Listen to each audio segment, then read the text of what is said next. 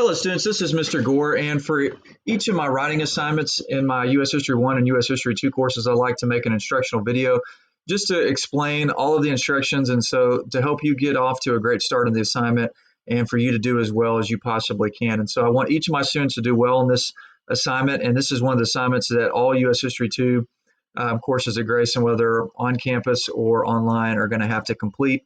And so let me go over the assignment instructions. So right now I'm viewing the assignment itself. This is a short video from the BBC British Broadcasting Center that you need to watch on the back kind of background on the atomic bomb. This video will be posted right here. I've also got the assignment rubric posted right there. So let me show you what that looks like. And so this assignment is worth 100 points. And so I want all of you to do well, and this can really help bring up your grade in the course if you've done poorly on quizzes or tests. And so each part is worth 20 points. And so it's basically going over each of the, did you do some of the things that the instructions ask you to do? Did you address question 1 with sound evidence? Did you address question 2 with sound evidence? And did you address question 3? And then also, did you follow some of the other assignment instructions? Well, I'm actually about to go over those assignment instructions for you now. So I do want you to read over the background of the dropping of the atomic bomb on Hiroshima and Nagasaki by the United States against the Empire of Japan in the last month of World War II. And so what you're going to be doing is you're going to be analyzing primary source documents. Primary source documents are different from secondary source documents in the sense they were from that time period. People that were eyewitnesses or would have been there to make the decision, like President Truman himself. Your textbook is a secondary source. And so basically this is a presidential speech where Truman gave for why he dropped the atomic bomb. This is from the Miller Center from the University of Virginia. It's got a transcript. So you're going to read that, and you're going to pull out what evidence that President Truman gave for dropping the atomic bomb. And then this is from Truman in his own words, why he dropped the atomic bomb years later in 1953. And so you can read that.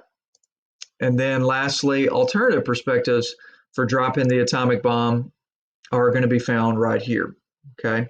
There's several different options and so forth, but you're going to read through each of those. Okay. So let's look at the document analysis question. So question 1, why, according to the White House press release, did President Truman decide to drop the atomic bomb? And what you're doing is you're using evidence from this source and this source, the very first two, okay? So one from the UVA and then one from President Truman. You're using that evidence to answer this in the first body paragraph. Okay, so what you're doing is you're using evidence from these sources, but you are not quoting the primary sources. I already know what they say. I don't need you to retell me what they said. You're putting this into your own words. You're pulling out their main argument and idea and using it to support an argument. And so another thing that you can do for this assignment is you can use my recorded lecture on the war in the Pacific, where I talk about the battles of Okinawa and Iwo Jima and so forth when you are answering this question, because that's also evidence that you could use from this for this question as well. Now, the second question, that's going to be your second body paragraph, according to the third document, so that alternative perspectives, do you think, or was that the only alternative in the war with Japan? If not, provide at least 3 alternatives the U.S. could have chosen instead of dropping the atomic bomb. There's actually several, and you can give 3 or more of your choosing from this primary source document and so forth. Okay, do not quote the documents. You're basically putting those main arguments in your own words. Okay, so do you really think that was the best? Any of those alternatives were better than dropping the atomic bomb? It doesn't matter which position you take, so long as you give those 3 alternatives that might have been better and provide sound evidence of why you think those alternatives were better. And then lastly, do you think the United States was justified in dropping the atomic bomb on Hiroshima and Nagasaki? Don't take a middle road position here. It really doesn't matter which position you take. I've had students that have, I've had classes pretty divided on this. I've had some classes that lean more one way or the other. But what will get you points deducted is if you don't pick a side. Okay, like I said, it doesn't matter which one that you choose, so long as you have sound evidence from the primary sources as well as my lecture, my recorded lectures as well, or your textbook. Okay, so why do you think the United States was justified? Why do you think it wasn't justified? And you got to explain that in a paragraph, explain and with sound evidence. Okay, so how are you going to kind of write your essay? Well, it's going to be a 2 to 3 page minimum with 1 inch margins. That's basically the normal margins in Microsoft Word and Google Docs, and you're going to use MLA format just like your film assignments.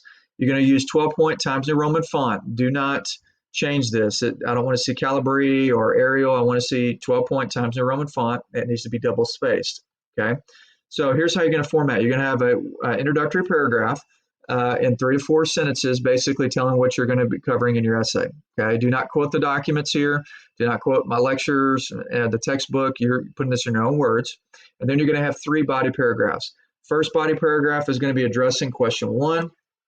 Second body paragraph is going to be addressing question 2. Third body paragraph is going to be addressing question 3.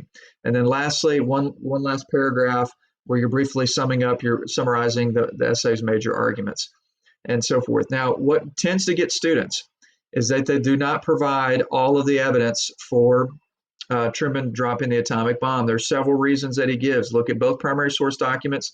Look at my recorded lecture about the war in the Pacific, about particularly the battles of Okinawa and Iwo Jima. Look at your textbook. There's many reasons for Truman deciding to drop the atomic bomb, okay, and so forth.